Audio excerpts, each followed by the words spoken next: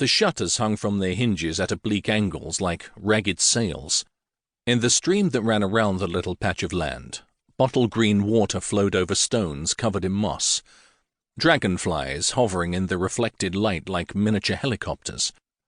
Around the house were flowering thistles and other bushes Blanc didn't know the names of. At one corner to the rear, an ancient oleander grew as high as the gable, releasing an intoxicating perfume from its green leaves and blood-red flowers.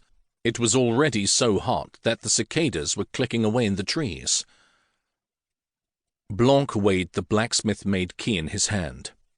It was as heavy as a hammer, a piece that any local museum would have been proud to display. He used his Opinel knife to clear away the vine growth around the lock and inserted the key. It took a few minutes and all his strength to get the rusty mechanism to work. At least nobody had broken in, he thought, taking a deep breath of the aromatic air outside before venturing into the murky interior. It had the cool of some ancient ruin, and a dusty smell somewhere between sand and old paper.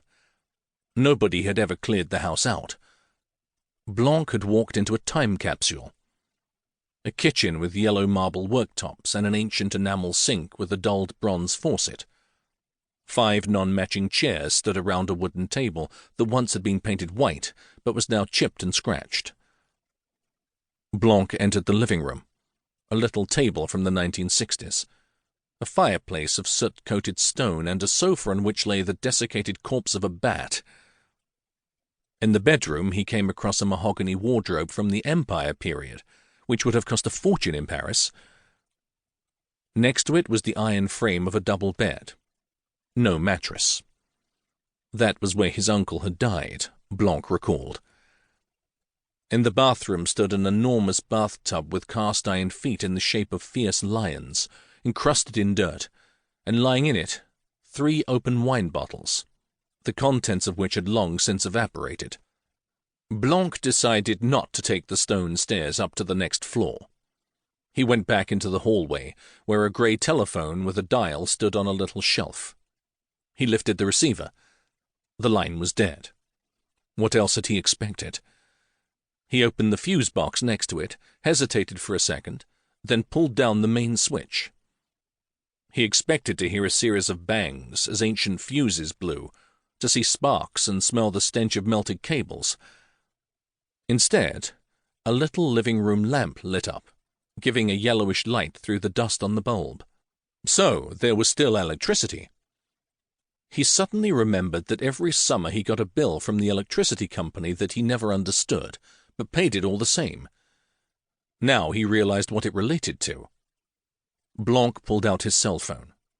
No reception. Probably because of the cliff that held up the rear of the house. Some advantages, then, he thought. Blanc went back out again. He was still exhausted from his last row with Geneviève, from the long overnight journey down from Paris, from the heat, and from the task ahead of turning this wreck into an inhabitable house again. All his possessions were in his old green Renault Espace. He and Geneviève had bought the car when the children were still small. It was spacious, but unfortunately was prone to go on strike as often as the trade union members who made it. His wife, his ex-wife, had left him the car. He wondered what sort of car her new man drove, then told himself not to be an idiot. "Hey!" An aggressive voice yelled from somewhere on the other bank of the Toulouse River.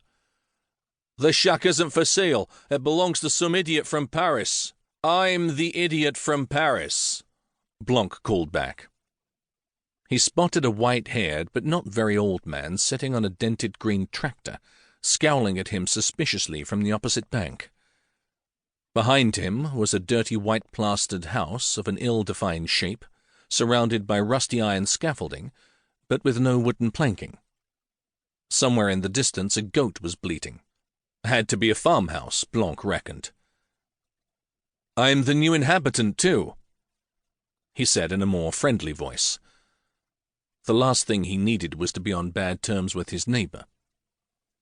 The man on the tractor was small and wiry, like a bantamweight boxer.